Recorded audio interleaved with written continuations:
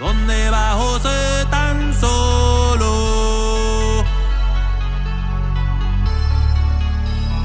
Donde va José tan triste?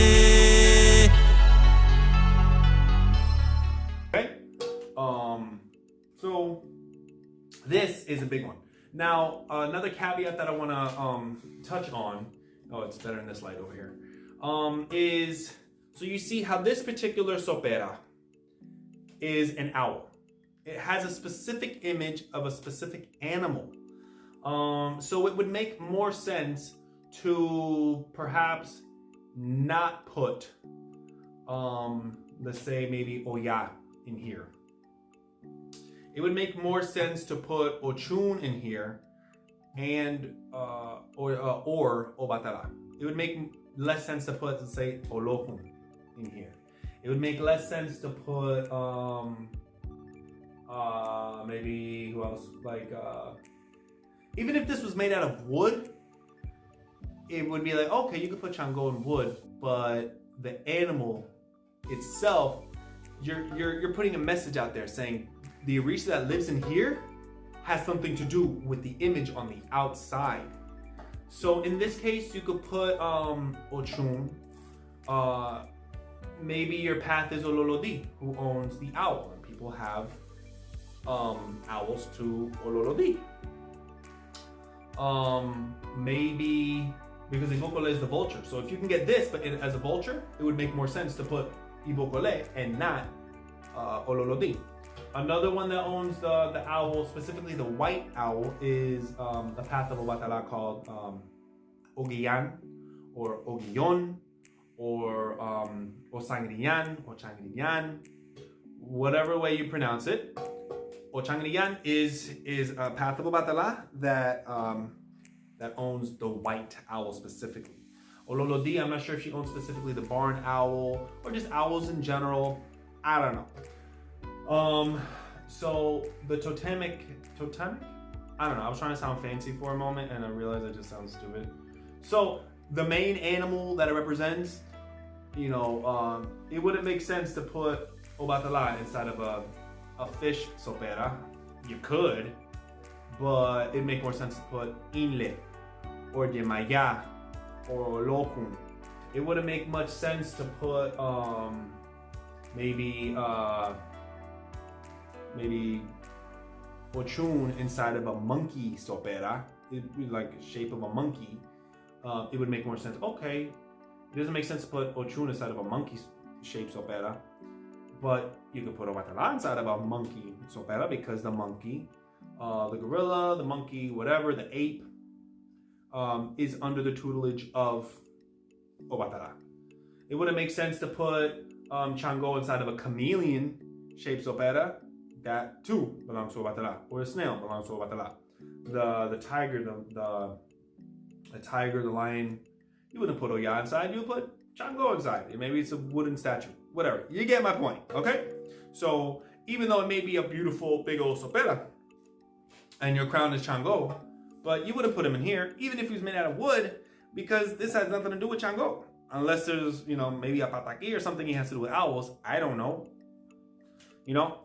So, it's already a super long video as it is. I'm going to break this down to 2. So, last one I'm going to show you is all the other ones were empty. This is my actual consecrated orula when I did my mano de Ifa. So this is my personal orumila. I'm not going to open up the sopera. I'm not trying to cause a scandal. But you see how simple this is. And that's it. And then this is just earthenware. And you can put, you know, sometimes I put little offerings. I put 2 of everything, 2 yams, 2 whatever, on top. But really, it should be wood that's on top. I have seen orulas that live inside of soperas, but when it's in olu or babala, whatever, wood. Definitely wood. So there's a little story. I remember seeing like a $9,000. I'll put this down. Like a $9,000 pilon, which is a long, like it's like practically a tree trunk. It's like 5 feet tall, and then a big old sopera. I'm saying this thing was like 2.5 or or 3 feet long in circumference, and then it had a big old like a top, and it had, I think it was massive. I think it was like $9,000 made in Venezuela. Definitely for someone who's initiating into Ifa. Let's say that person was not initiated into Ifa and they just received the Mano de Orula. Mano de Orula. So whether that Mano de Orula lives, the contents of the Mano de Orula ceremony lives inside of something like this, or lives inside of a $9,000 custom-made Venezuelan hand-carved in the jungles, with this massive friggin' artisanal piece of wooden art, doesn't change the power or the validity of the contents inside. As long as the Orisha was consecrated correctly, that's what matters. The size of the sopera, the shape of the sopera, it really doesn't matter. Some like round, some like square, some like flat, some like tall. It's all just personal aesthetics, because always keep in mind, we started with this, okay? Everything started with a gourd. You know, whether your Orisha lives in a beautiful, ornate, handcrafted piece of wood, and your Chango lives in a, you know, a beautiful, ornate piece of wood that's got in the shape of a lion head, or lives in a pretty salad bowl, because you can find Chango salad bowls. You go to Home Goods, you can get a salad bowl. Boom, it's the same thing. I go to La Botanica and a freaking $90 for a Chango. When I'm gonna show you something. I'm gonna show you something, okay? You see this right here? This is a sopera, or better, the correct word, batea, when it's wood.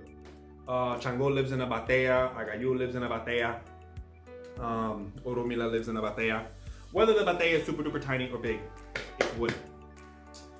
I've been to botanicas, and you will find something like this. Well, not even as nice as this. Basic ass, boring Chango. $90 for a basic Chango. This is what Chango lives inside of people, okay? Wood. Gotta be solid. Whether that wood is freaking cherry or oak or whatever. I mean, if you can freaking find a royal palm wood sopera, more power to you, you know, because he owns the royal palm tree.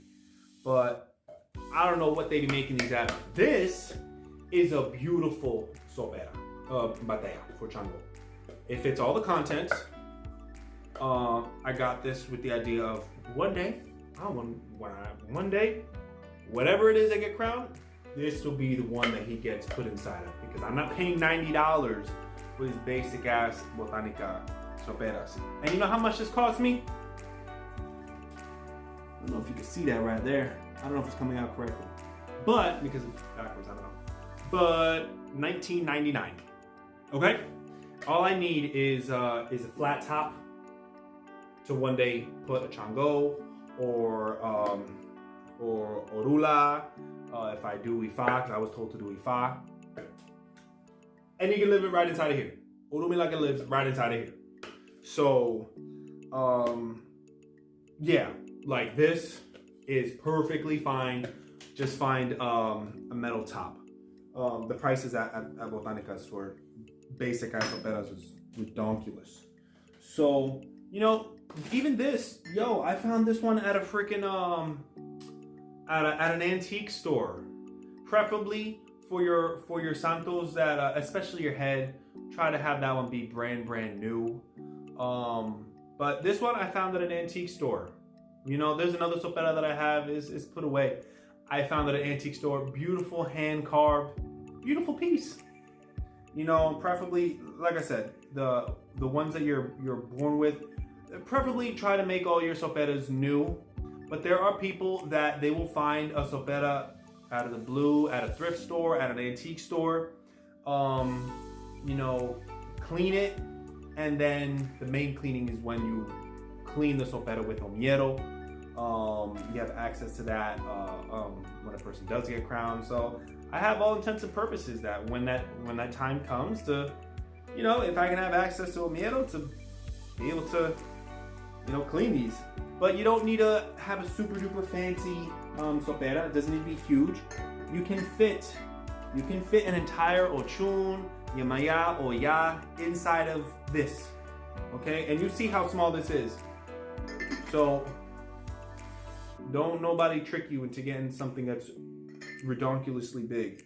You know, this is not huge, but it fits a whole Orisha inside of it. Okay. I hope it was enlightening to you how we go from this to this, and whether Obatala lives inside of this or this. It doesn't matter what's on the outside. What matters is what's on the inside. Are the otanes consecrated?